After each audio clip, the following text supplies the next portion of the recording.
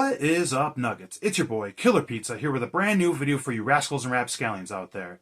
Today is day 10 of 12 of our Friday the 13th marathon, where I review a Friday the 13th film every day up to the 13th, where I will do a complete franchise ranking. And I'll tell you what, guys, I'm getting pretty tired of saying that. I'm sure you guys are getting tired of hearing it, but we're at the home stretch. Just 2 more movies after this to watch and talk about, and then my franchise ranking. So let's hop right into it. Today we're going to talk about 2002's Friday the 13th Part 10, also known as Jason X, also known as Jason in Space.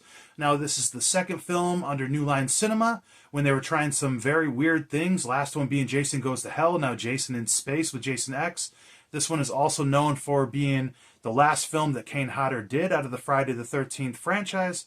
But yeah, let's get right into how this one starts off. So we start off in the Camp Crystal Lake medical facility, the research facility, which I find kind of funny, because Camp Crystal Lake always came off as this little small, like, up north kind of town, and they have this whole research facility. But anyways, Jason is chained up in the middle of this with a giant, bunch of chains all over him. He ain't going nowhere.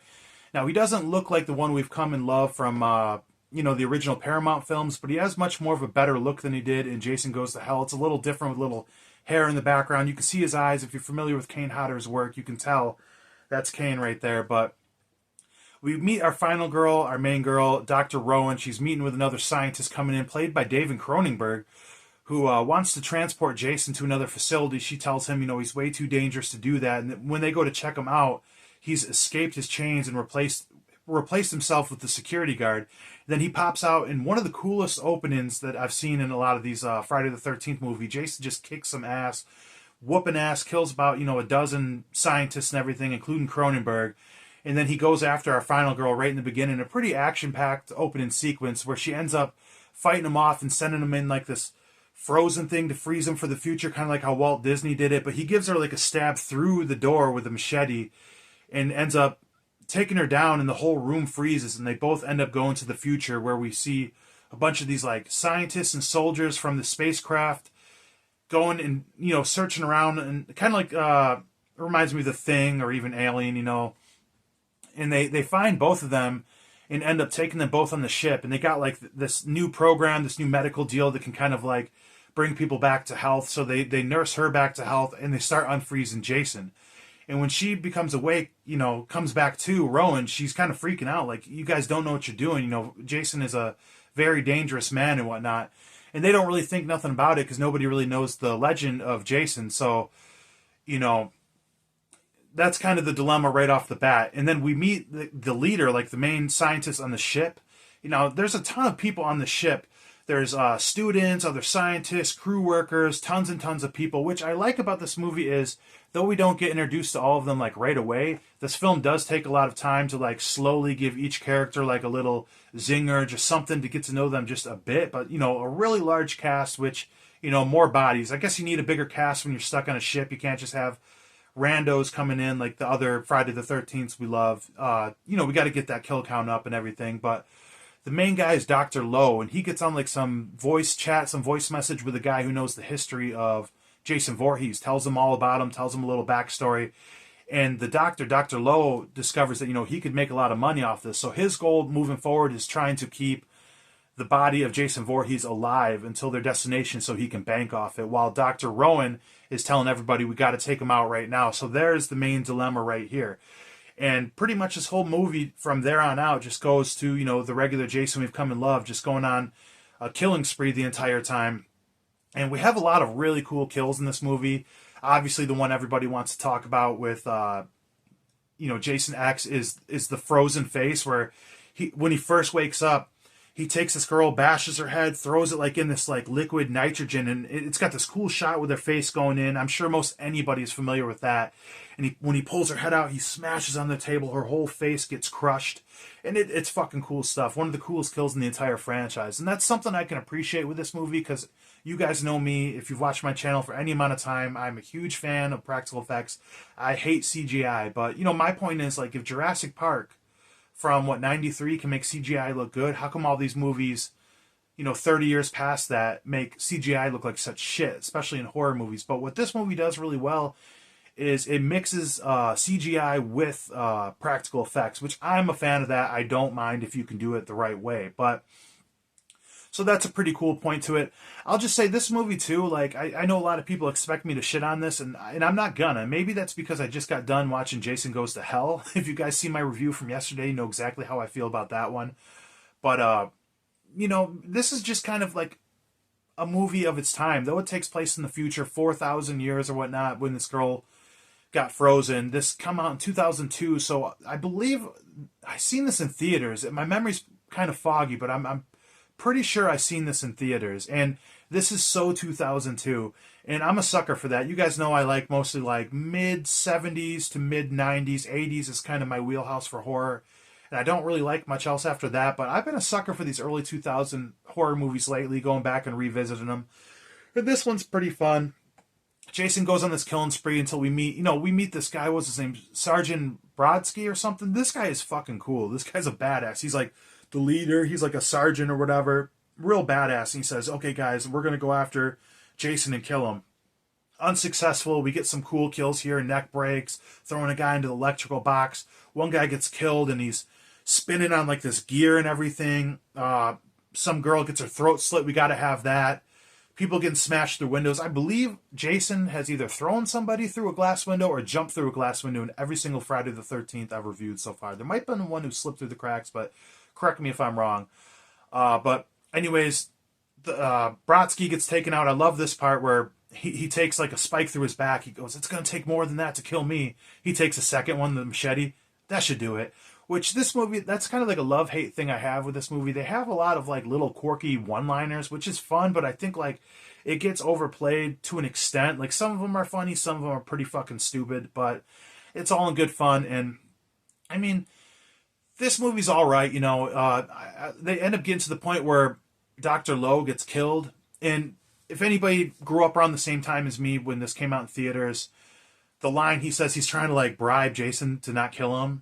And Jason grabs like the old school machete. He goes, oh, you want your machete? He turns around. It's all right, guys. He just wanted his machete back. That was such an iconic part because that was in all the trailers, that line. And I will say, Dr. Lowe, there's a thing with these Friday the 13th movies where the biggest asshole in some of these movies don't really get a satisfying kill, and that's no different here. But we end up seeing a severed head a little bit later. But Jason's going on a complete killing spree, ripping people apart. You know, there's a pretty high body count in this, but it kind of loses me a bit towards the third act.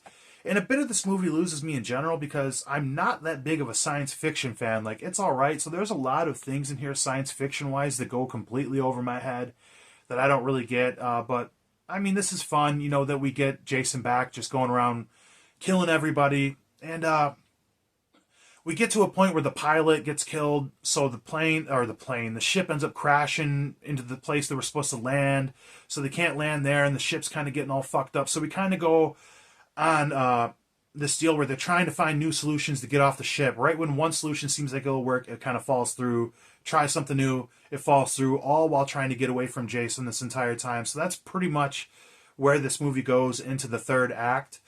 And we have kind of a love-hate situation here where they have kind of like a cyborg here, this woman that this young kid created, this robot, and she has this showdown with Jason, and she can't get hurt either. She's a robot. She shoots the shit out of him. I don't really like the corniness. Like, where I say I like the early 2000 cheese, I didn't like this early 2000 cheese with her fight and one-liners taking out Jason, but it's pretty cool. She shoots off his leg, his arm, blows a hole straight through his fucking head, so she kills Jason, and he's down and out for the count. They go to take off and get out of there. And this is where like those like computerized bugs that generate and kind of like can heal you come back, and they put Jason back together where we get this one like cyborg Jason, kind of like Super Shredder but Kane Hodder version.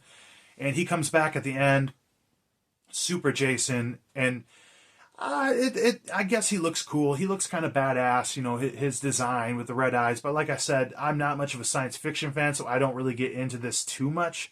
So we have kind of an uneventful cat and mouse chase. That's what I don't like so much with a lot of chase scenes in horror movies. I think that's why I hold part 3 so high, because what was it, Chris, I think was the final girl, I forget her name already, but her chase was cat and mouse, one after another kind of getting after him, where this is kind of like, take off the one room, lock the door. He punches his way through, and it's like the suspense is there a bit, but not like I would like it. I like it to get as close as it can to Jason or the killer in any horror movie, getting them when they get away to build the tension. But he ends up beating the shit out of this robot, punching her head off. Shout out to Julius from Jason Takes Manhattan. And they're pretty much about to make their escape. Jason gets like thrown out of the spaceship when he like punches his arm through, and he adds like the suction from outer space where everybody's getting pulled out of the space station and everything until they make it to the final pod to get released. There's one part that I really like where to buy some time, one of the younger kids, he adds like this illusion, like this AI kind of deal where they send Jason back to Camp Crystal Lake, and it's really funny. It's got the same music and everything. There's these two girls. They're like, "Hey, do you want to drink beer, smoke some pot, or have premarital sex?" And they take their tops off and get in the sleeping bags.